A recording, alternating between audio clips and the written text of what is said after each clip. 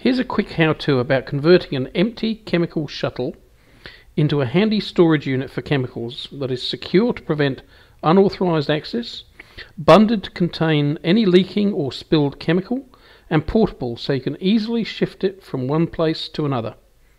And it will only cost you a few dollars. There are lots of situations where a small portable storage unit is better than building a larger permanent storage facility. These include situations where only a few chemicals are kept and the building of a larger storage shed is not warranted. Where you may be leasing property where you use chemicals but the owner of the property doesn't have a suitable chemical storage area on the property. Where you may have a larger permanent chemical shed but you need to store small amounts closer to where you actually use the chemicals. For example, storing a few drums of drench in a shearing shed or near stockyards. Or maybe storing small amounts of chemicals in a dairy. You may think of other situations where a small, portable, lockable storage container is just what you need. Now, how do we go about making this chemical storage unit? Well, first you need to get a suitable empty shuttle.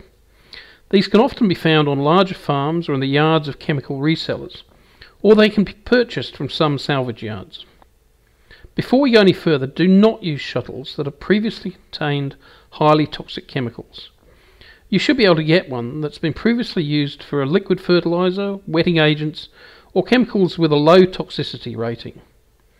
The shuttle should be thoroughly rinsed and drained before starting work on it. Next, using an angle grinder or similar cutting tool, cut out one row of vertical tubes, as shown in the diagram here. Notice I've cut out a lower row of tubes where the front of the shuttle will be, so that I won't have to lift drums too high to get them in and out of the finished storage pod. When the complete row of vertical tubes has been removed, take off the top section of the shuttle, turn it upside down, and cut the strip of plastic, as shown in the photos.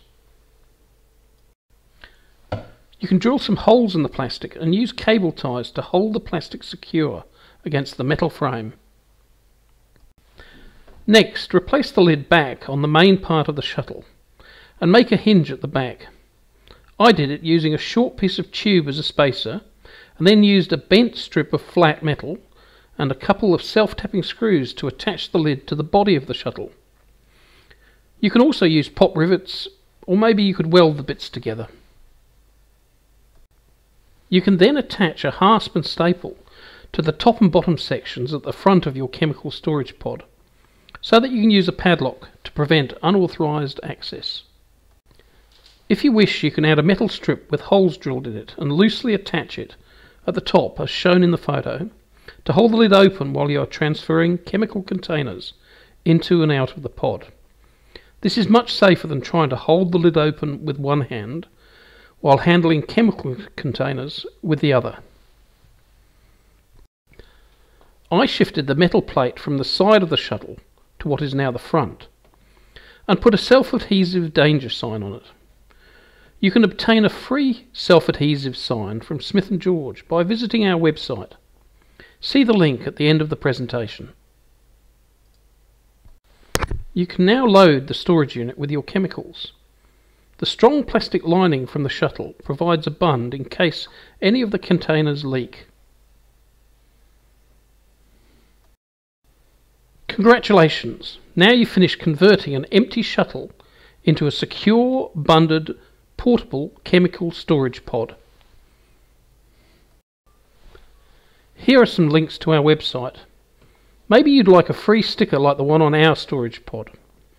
If you want more valuable hints on how to transport, store and use chemicals safely and effectively, why not subscribe to our free quarterly newsletter, AgChem News, or enrol in one of our online chemical handling courses.